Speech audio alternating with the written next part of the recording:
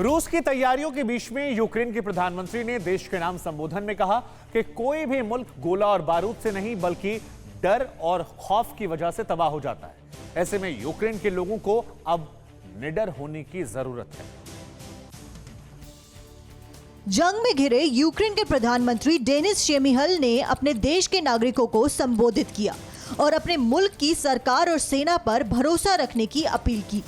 प्रधानमंत्री डेनिस ने कहा कि हालात चाहे जैसे भी हो, किसी को डरने या घबराने की जरूरत नहीं है।